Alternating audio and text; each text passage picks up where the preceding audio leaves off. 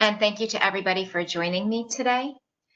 So as Kristen said, I'm the art teacher at Hamilton, and I've been there for 18 years, and I'm going into my 23rd year of teaching.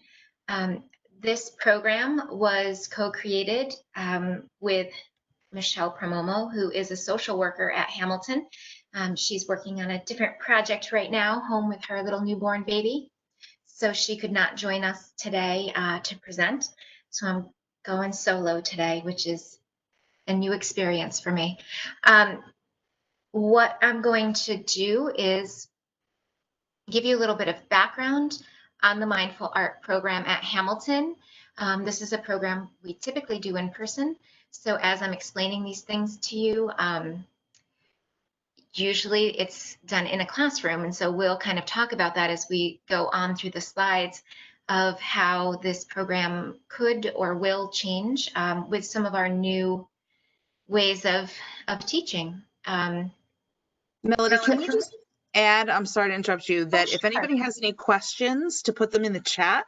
And we also have the link to Melody's slide presentation in the chat already. If you don't see it, let me know in the chat and I will add it again.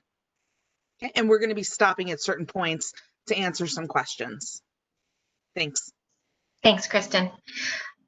So about 3 years ago, Michelle and I were asked if we would be willing to try to come up with a mindful art program, some kind of trauma-sensitive curriculum. And so she and I started it from the ground up. We created a curriculum, the criteria for who would be in the program and why, as well as what lessons we would use and why we would use them. So mindful art is part mindfulness practice and part art making. It's an intervention that is therapeutic for students.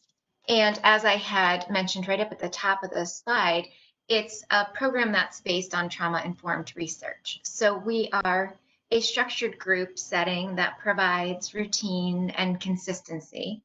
And all of our plans and everything that we have created has been based on research. So knowing that students who maybe have been in a traumatic situation or who are struggling really crave that sense of routine and predictability, that really helped us form how the program would operate, as well as just understanding and reading that the process of making art and then reflecting on that experience leads to an internal awareness of yourself as well as an awareness of other people. So really that empathy piece. There's also evidence that art making can reduce the level of cortisol, the stress hormone that's found in your body. So all of these pieces that we researched really helped inform how we were going to make this program kind of come together. So the parameters of the program, the way it runs now, is that we have 4 sections of this program that run throughout the school year. One is a K2. It's a 10-week session with about 10 to 12 kids in it, and that one runs half of a year. So we have 10 to 12 kids that we see in the fall, and then we'll start with a new group in the spring of another 10 to 12 students. We have 2 groups that are grades 3, 4, and 5. Those groups run a full year because after we had done after we had started our first year, in mindful art, and we ended half a year with 3, 4, 5, we saw a real change in some of their data with classroom management and how much they were in the support room, and that they would come to us and tell us how much they were really missing those relationships that they had formed. So we shifted it to a full year program, and that's why we have 2 sections of that. And then we also, after some feedback from previous years, have started a 2.0 group. And so that group is mainly made up of students who have already been through the program once and have still kind of needed that support. So, you know, they seek us out asking if they can rejoin. Staff members have really said, you know, like, I think this person really just needs more support in this area. And so that runs with some different lessons than what our original program contains. So when we're considering how these groups are formed, there are some very specific things that we're looking for. So we get feedback and recommendations from staff. They might get a student in their room in the fall and kind of seek us out and ask about if we think they would be a good fit for the program. Our own experiences and relationships that Michelle and I have with students. We look at data such as how often they utilize the support room for regulation purposes, or what other interventions have been tried or have been put in place for the student. And we also have a list of candidate criteria. So what exactly has gone on in the student's life? What have they experienced? And how are they presenting?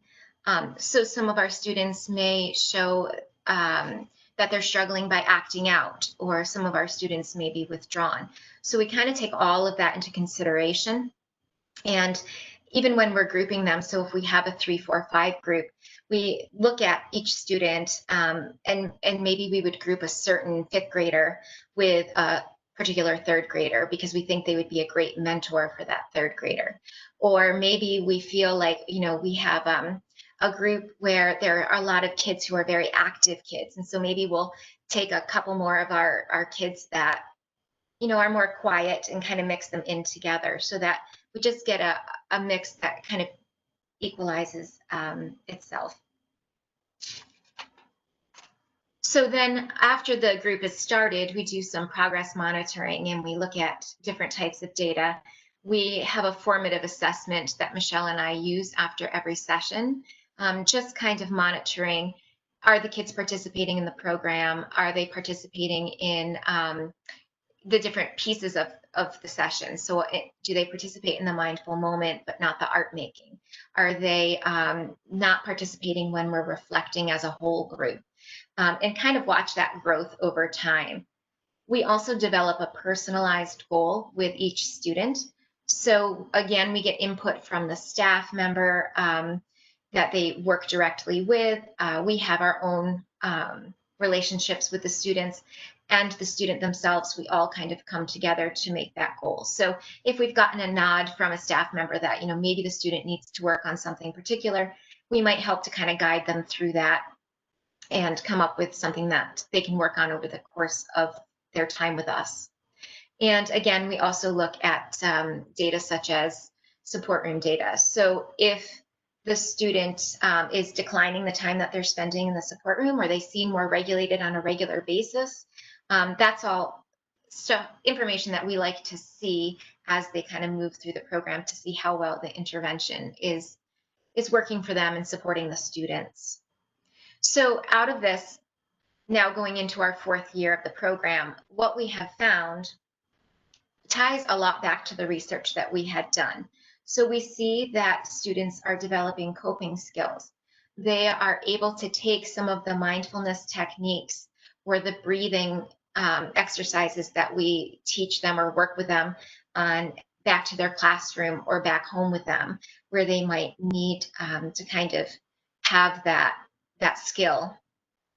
We also recommend we send them with journals at the end of their program so that when they're home, they can, or if they're in the classroom, they might be able to just pull out that sketchbook and use that as a way to regulate themselves when needed. They also build a lot of metacognition. They come to really understand themselves and kind of know, they know what they know. So they might say, I know that this is a trigger for me. And so when I feel myself getting upset, what I'm going to do is, I'm going to do a breathing exercise, or I might count to a certain number just to kind of help them get regulated in other areas. We've also seen a lot of trust building within the groups, friendships that are formed, sometimes friendships that we don't expect to form end up really working out. Students are willing to share what they've made. In the beginning, of course, it takes time to build that trust. So those students who maybe don't speak out as much or aren't willing to share during a reflection time, we see that that really grows, and they're really feeling more comfortable kind of sharing even life experiences. And as I had mentioned earlier, when we talked about the makeup of the group, we've seen some real mentors and leaders come out of our mindful art groups. Students, again, that maybe they didn't realize that they had that quality in them, and just this intervention has kind of, kind of helped them hone that skill. The picture that you see on the slide right now is a project that we call comfort boxes. So every student in the group does this as their last project. They get to paint and decorate a box. That's just a small paper mache box. And then every other student in the group writes something to encourage or kind of compliment the student. And so there could be something very personalized, like, you always make me smile because you have a great sense of humor. I see on the playground you're great at dodgeball, or whatever the compliment may be. And if they don't know the student as well, they might say something like, keep trying. If you're having a rough day, you can turn it around. So just some things that when the student is feeling upset, they can kind of go to that box and get some positive affirmations.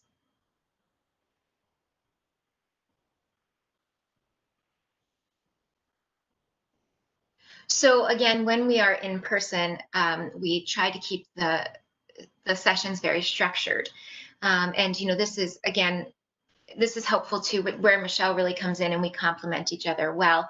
I can plan out the art pieces or the process behind that part, and knowing my students, and Michelle really brings that social work piece into it, of understanding exactly why the different parts that we do are benefiting students, because she's so used to working with them in these small structured groups. So we usually start with a mindful moment. Well, we always start with a mindful moment. Shake It Off, which is the picture on your screen, is from Go Noodle, and that's a popular one in our groups. All the students really enjoy that one, and actually ask for it quite a bit. Then we have our activity of the week. So whatever it is that we are making or doing. Towards the end of the session, we have a share circle where students are able to reflect with each other. That could be reflecting on what they've actually made or done, reflecting on how the process felt, what was successful for them, what was a struggle for them, and then wrapping it up with another mindful moment.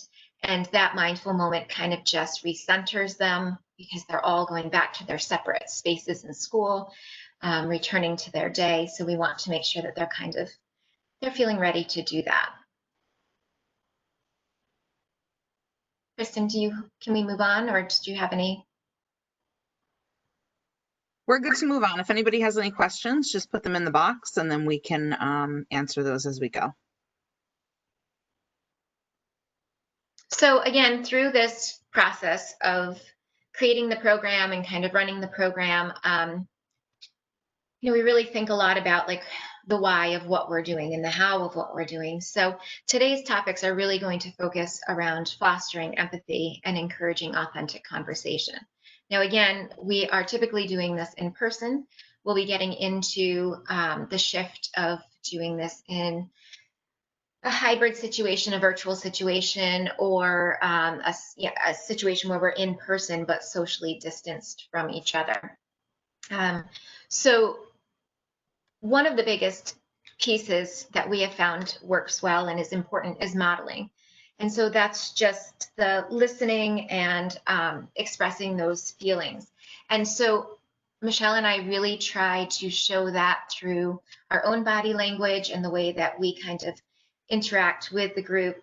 And we also try to find within the group those student leaders who are really good at it, and like really encourage them to model that for the other students, with just a lot of reminders about how we listen to each other and express those feelings. When we're working and when we're reflecting, just validating everybody's feelings and thoughts. So one of the ways that we do that is through snaps. So you snap your fingers if you are maybe hearing what the person's saying and you are either agreeing with them, or you're kind of empathizing with them, understanding that it's kind of a big piece of information they may be sharing with the group. they'll give snaps if, they are looking at a piece of artwork and they want to compliment a student on that. And again, just a lot of Michelle and I trying to make some connections and trying to say things like around, it sounds like what you're saying is you agree with Kristen that, losing a pet can be really difficult, or, something like that. So really just trying to connect what students are saying to each other, again, so that students are kind of hearing what I'm going next into on the slides, those similarities and differences, that we have these shared experiences. So there are some things that we can definitely we can relate to because they've happened to us. And then there are some things that are differences that maybe we haven't experienced, but that we listen to those things that people are saying, and maybe we don't know exactly what it feels like, but we can at least listen and hear you as you talk about them. And the other thing is reactions. How do students react to things? Again, we have this group of students who have very different, they may have very different ways that they react to what they have experienced. And so you're seeing one student, kind of talks it out to get their feelings out. And another student might be kind of quiet, but when they do speak, what they're saying is just this really important piece that we want to make sure that we're listening to. Are you getting upset when you're reacting? Are you kind of quiet about the way you're reacting? So again, just kind of understanding that people handle situations in different ways, and all of those ways are okay and valid. As we try to encourage that authentic conversation, it's really important that we hear these different voices, and we're kind of seeing different voices too through the creation of these projects. This is where it kind of differs from an art class that I would normally teach, where we're kind of working towards a goal, a curriculum goal, a skill that we're trying to build, a concept that we're working on. So yes, in art class, you also kind of inject your voice or what you're doing, but there's also a skill base behind it. Here in mindful art, whatever we're creating or doing is more about that process. And so my process might look much different than someone else's process. And so we really want to make sure that, students are just hearing all of these different voices, which then also might change their mindset. Like, oh, I never thought about drawing something in that way, or I never thought about the way that Kristen is talking about this situation. It's not something that has ever occurred to me, or not how we do it in my family or where I'm from, but this is the way that somebody else does it. And again, all of those perspectives are important and valid. Melody, we have a question about how many sessions per week you do. It's one session per week. So because of just the way that scheduling has worked in the past, it has been similar to how art runs at the elementary level. So once a week for 1 hour.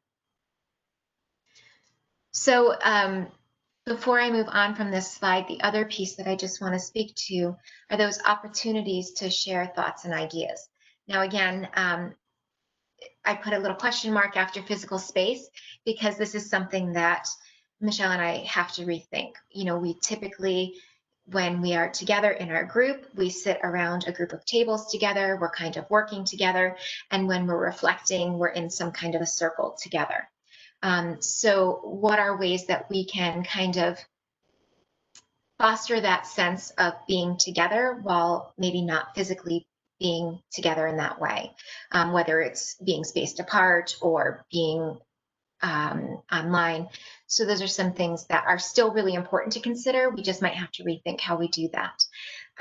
As well as that open-ended questioning, just giving people that chance to kind of express what they're feeling.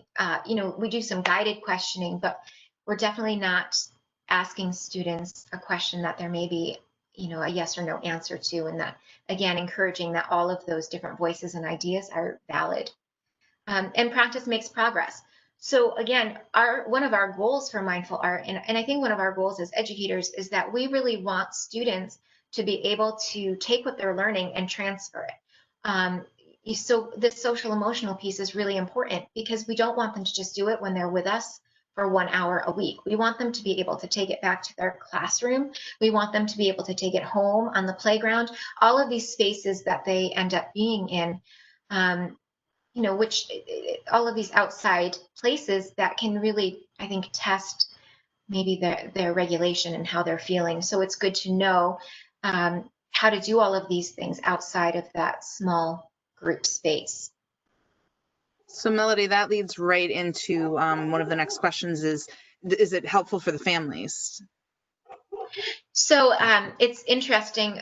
We have a consent form that we ask families to sign because, again, that Michelle Promomo, being a social worker, that was something that she really felt we needed to have, and there has been some great feedback from families. Sometimes we will get feedback right in the beginning, like, "Thank you for thinking of my child's." Thinking of including my child in this. I think it would be really great for them. We have a lot of parent support. Parents understand that if we're running this session once a week, it's important that they're not taken out early from school at that time or that they're not late. Students and families have just been amazing with that, like really understanding that this is something that's helping their child. And I've gotten letters afterwards saying how thankful they are that their student had a chance to participate. So I do think that it makes me hopeful that they are really seeing some of these changes at home. And sometimes there's a line though too, because we have had some participants where home is the stressful place, or home is the place where a lot is going on. And of course, it's a mindful art. This session is a safe space for them to talk about that. So we have had Michelle and I, as well as building administration, have had discussions around how much do we include families on exactly what's being brought up in these situations, as to not then have the student feel more stressed out at home.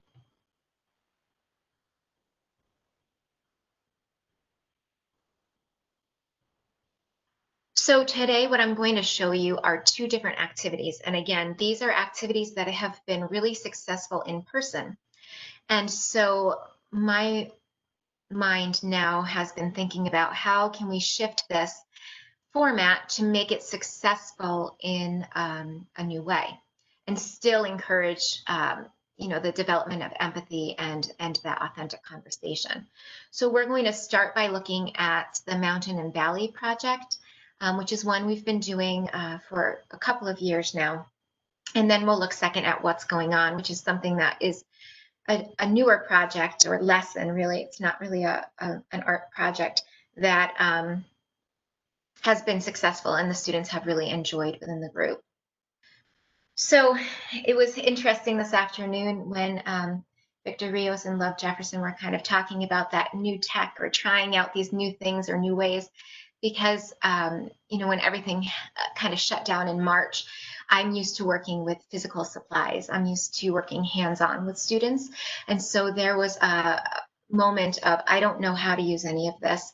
I had a very, very superficial level of understanding Google and all of the apps. And things like this Bitmoji classroom, kind of, my first reaction, I think probably because I was intimidated, was, well, that's too cutesy for me. I'm not doing that. But then once I took a webinar on it and got to play around with it a little bit and saw how interactive it is, I thought it would be a great way to work with students. And also today with this presentation, if I were presenting to you in person, we would be actually making something today, doing something hands-on. So this was my next best way to kind of involve you in this process. So as I had mentioned before, we're very structured in mindful art. We always start with our mindful moment. So I have this little board here, and the first thing that we would want students to do is click here for a mindful moment. So if you click on this, it'll link to another slide that has this mindful moment. I also included directions here for the students so that they would remember kind of the steps to how to get started on the mindful moment. And then once they're done, they can go back to this page, and I'm asking them to click the Life's a Climb poster. So this is the poster that I'm asking them to click on, but I'm going to take you on a little detour first, and I'm going to show you how we would normally do this project in person. So I'm going to show you just student examples, but underneath here, there's also a little drawing demo. I did a little time-lapse video of the process of making the mountains and valleys. And usually we would start off with a slideshow explaining the significance or the symbolism of mountains and valleys. We'll get to that in a minute because I actually made it into a little virtual lesson. So let's start with this. So we talked to the students through the process of looking at a slideshow about highs and lows in life and the highs and lows that we experience, that they're cyclical, that they can happen a day at a time, a week at a time, over a long period of time. So the students make this piece of artwork, and while they're making it, there's music playing so they can kind of relax and listen to the music. And then we ask them, we kind of go around personally to each student and ask them to share their high and their low, and we write it on the back of the artwork. So you can see here in this upper right-hand corner, this student, we just had her last year. She loves to spend time with her grandma. Her grandma's very special to her. So for her, this climb is weekly, starting Monday, feeling very low in that valley, and then working her way up the mountain until she gets to spend time with grandma on the weekends. And the one on the lower left, this is one that we get quite often, something about how they feel when they're in their classroom. So that low point being if they're struggling or they know that they're not doing well on something, and then the way that they feel when they kind of master a skill or feel like they've made progress or improvement.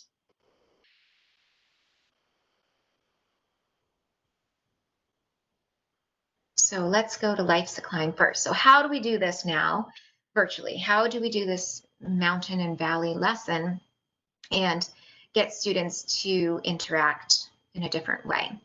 So this is one way I thought of. It's a Google form, has the mountains and valleys of life. Not knowing what materials students may or may not have access to at home, what you can do is put these images in. Students can pick the picture that speaks to them the most, and then they can do a written portion of how they feel when they're in a low place in life or a time that they've experienced that, a time where they felt like they reached the top of a mountain feeling successful. We ask them for any suggestions. This is something we would do during reflection. This is a topic that would come up. Do you have any suggestions for how to help someone who may be experiencing a low point? And then we always are asking students how they feel about us sharing information. So I put this piece in here so that they could let us know their comfort level with sharing what they've submitted to us. And so then they can submit it and we can just see those responses. Get back to our classroom. So another way that I thought of doing it includes the slideshow that we usually show. So this is the slideshow that I would typically show them in person. I'm going to make a copy of it. Take a moment. My little wheel is spinning. It's thinking about it. There we go.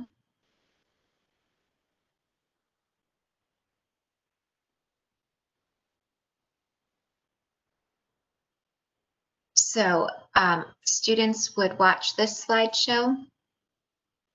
I added some slides in here, so I'll show you those. So the first one is watch this video to get started.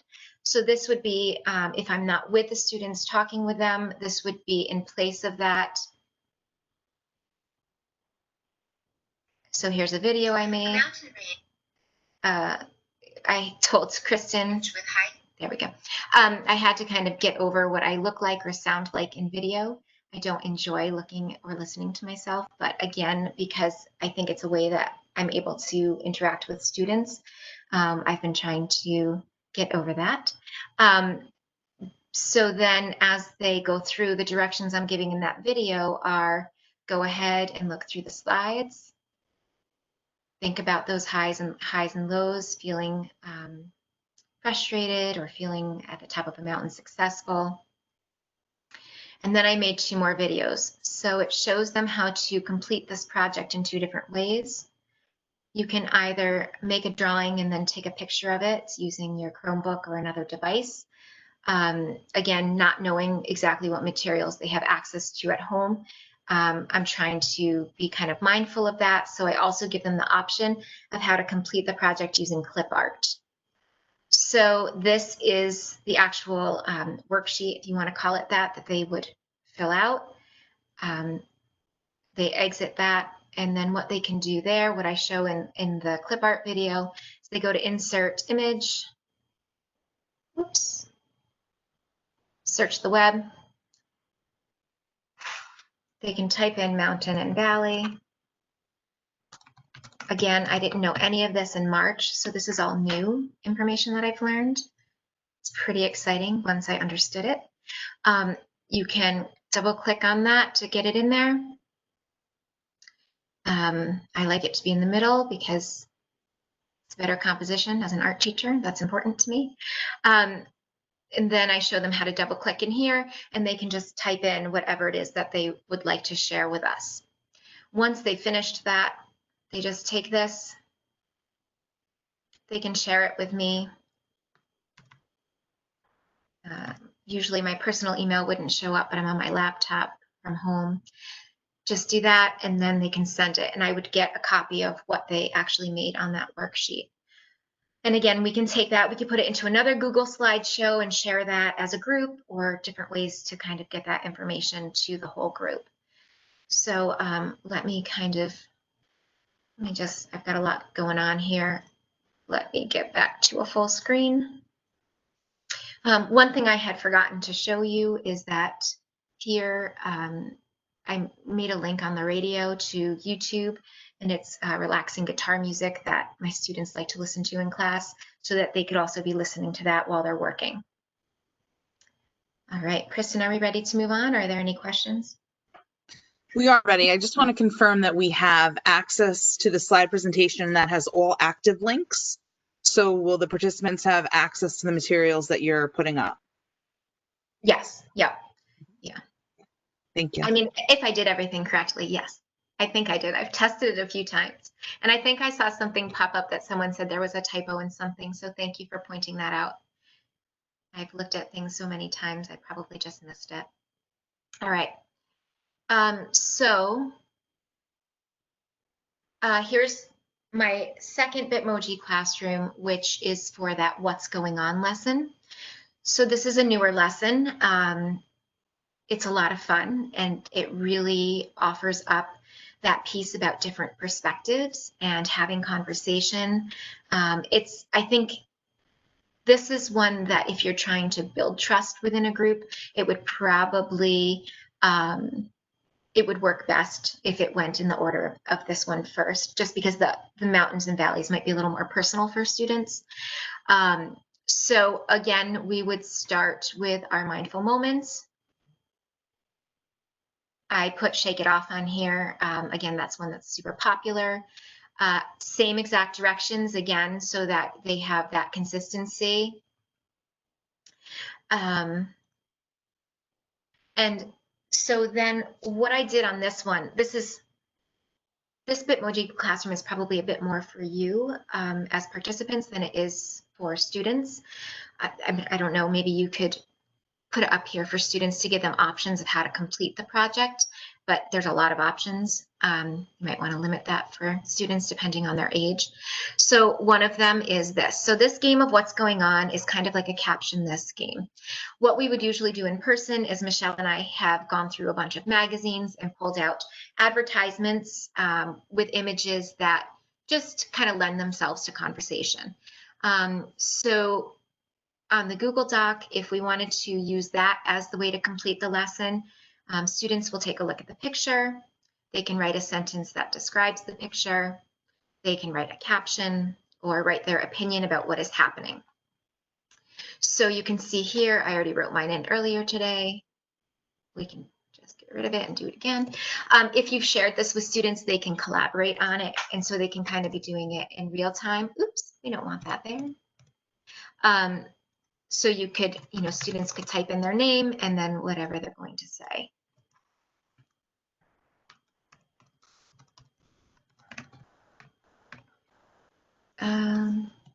Oops. Apparently my brain and fingers are much quicker than whatever just happened there. Sorry about that. And so then students could kind of see what other people are thinking or saying at that moment. And in Google Docs, there are ways that you can kind of comment on what other people are thinking or saying. So that would be a collaborative piece.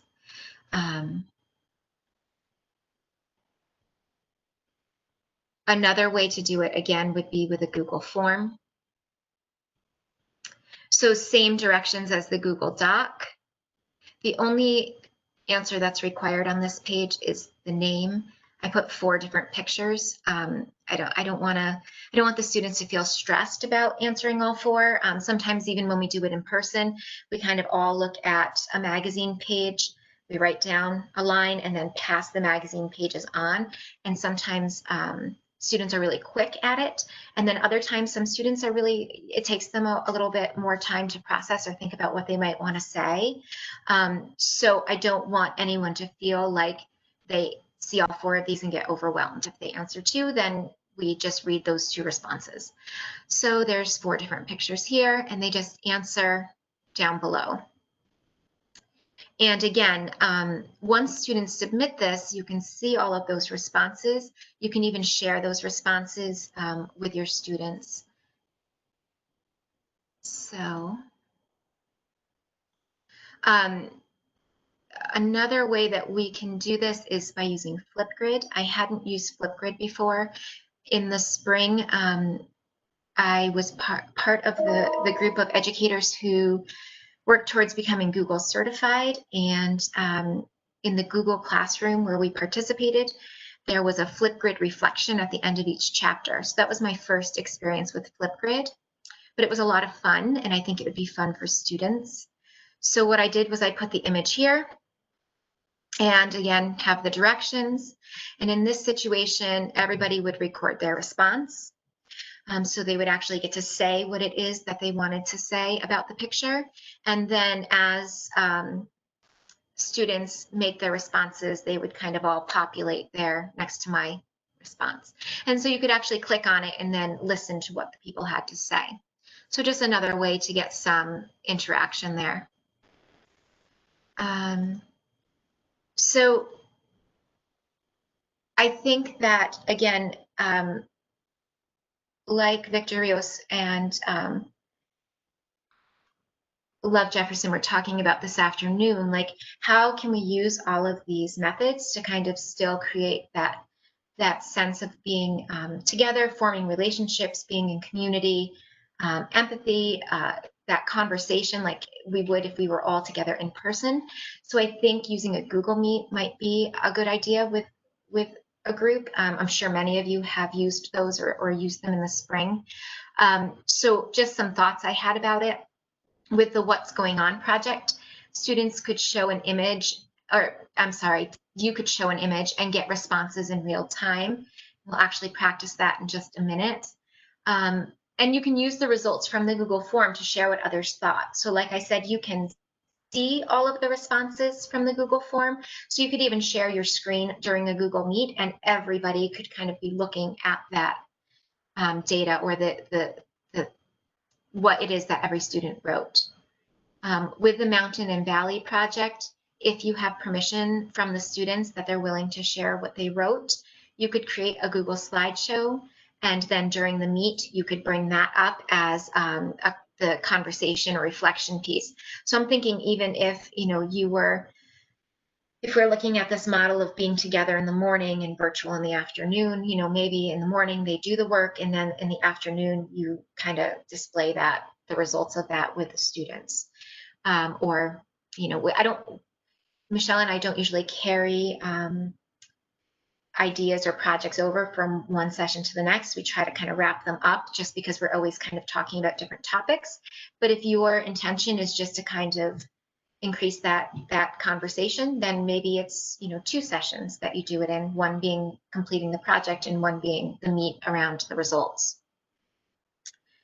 So as I mentioned, we are going to try it. I noticed somebody gave a shout out to my Keep Haring poster. I'm glad you noticed that. So what we're going to do is we're going to actually try to participate in this what's going on lesson. So the way Kristen and I are going to do this is we're going to ask you to look carefully at the picture, write a sentence that describes the picture, a caption or your opinion about what's happening in the picture. And then when the timer ends, we'll share our ideas as a group. So Kristen, do you want to explain how people are going to share their ideas? Sure, you're going to look at number 2 on here, and there's a couple of different ways that you can answer, and you're going to put it in the chat. After the timer is up, we're going to just read through and kind of talk about the ones that are out there. All right, I'm going to start the timer.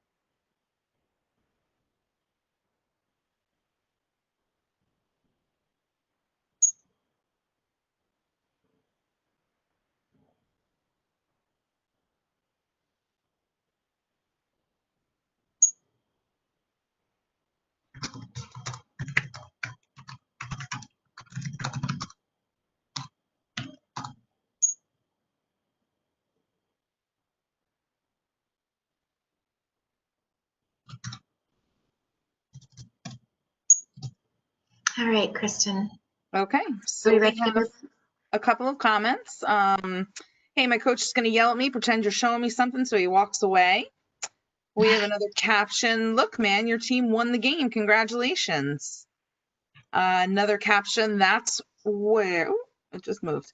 That's where I used to sit when I came to games with my dad as a kid. Another one is, hey, after the game, let's get some cheeseburgers. I know a great place over there. Tina says a former teammate is showing his pal where his family is sitting. The caption could be, I can't believe they came all this way. I think that this is a picture of love. Pastor Al says a former football players looking into the stands, 2 NFL players discussing the friends and family they brought to the game. Their friends just sharing news about their friends and family. We have Amy saying a disappointing call pointed out by opposing team member. And Christy says, you see that scoreboard? We're crushing you. And Michelle says, that is where you are supposed to put the ball to get a touchdown. And those are our comments. I love it. Those are all great. And I noticed that there was a mix of some people that were making an observation, and some people that were choosing captions. And that's typically something that happens within the group as well. I was thinking about it between the first session this morning and this one. Sometimes students really, they kind of doubt themselves about what they're writing, or they're unsure at first. And, if they hear somebody saying something that they feel is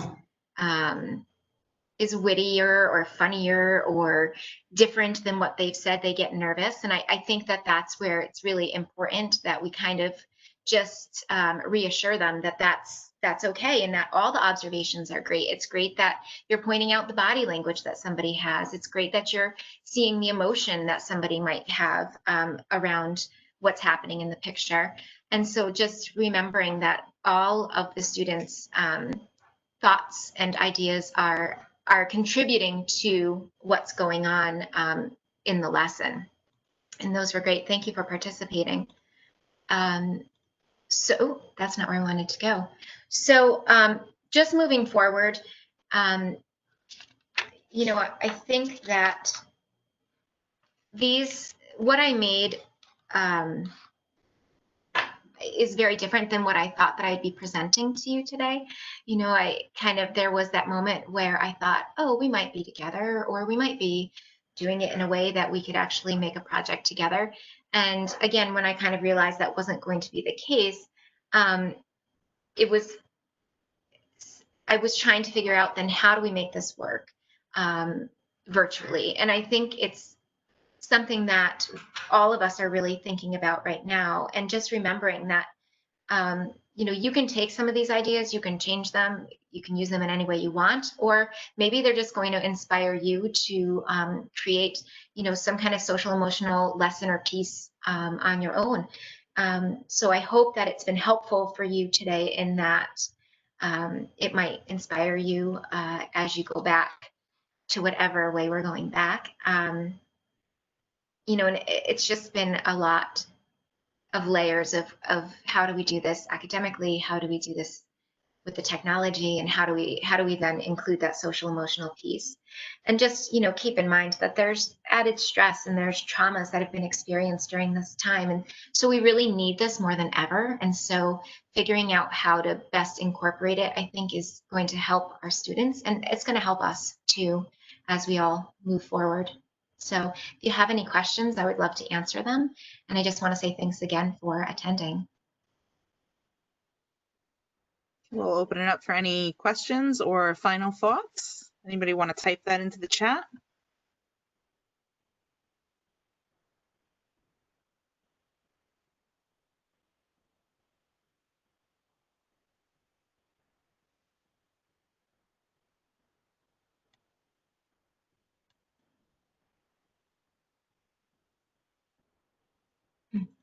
A lot of thank yous, amazing programs. I agree.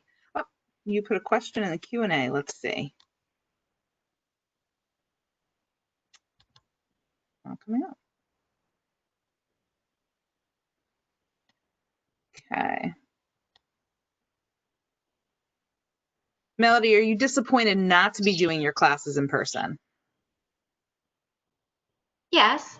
Well, yes. I mean, I love seeing my students, and I love being with them, and I love that interaction that we have.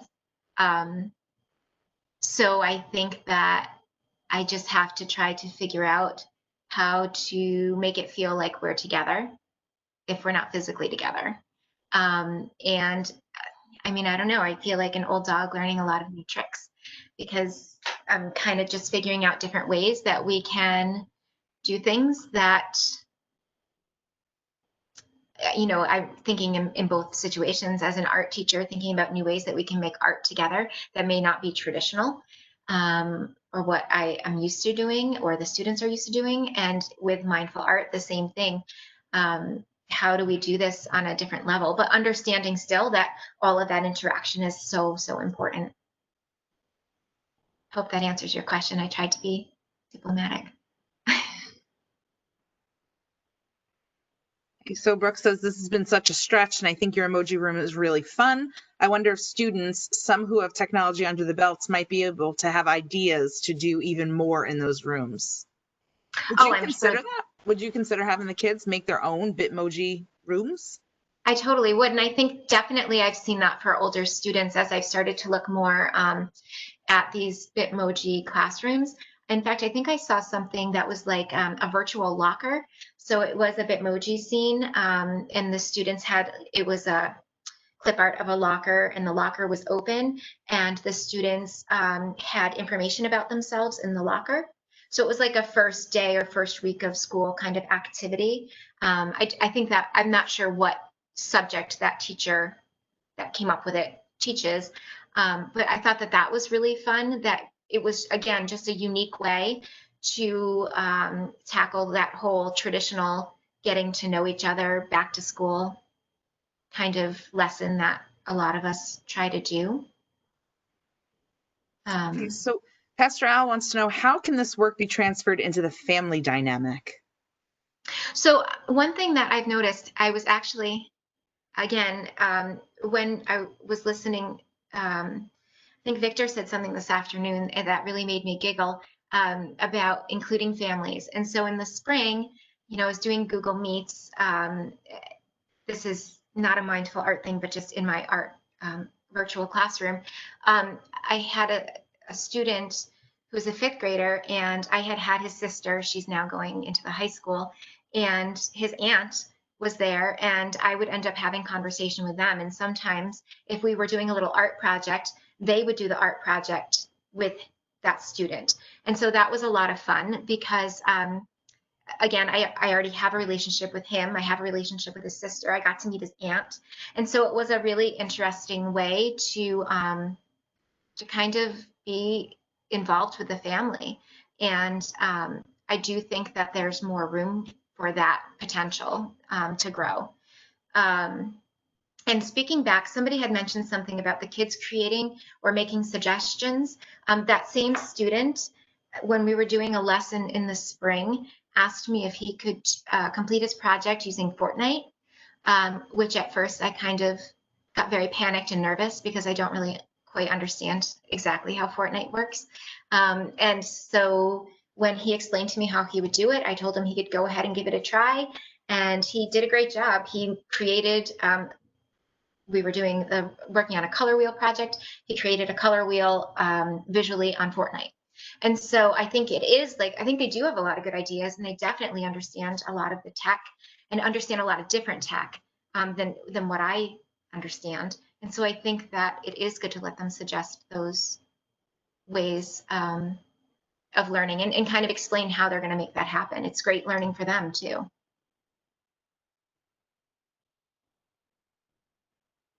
Do we have any final questions, final thoughts, comments?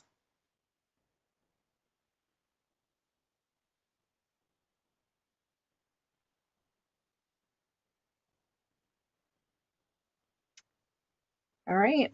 Melody, thank you so much. And thank you everybody for coming. Hope you had a great Institute this year, and we'll see you next year. Thank you so much.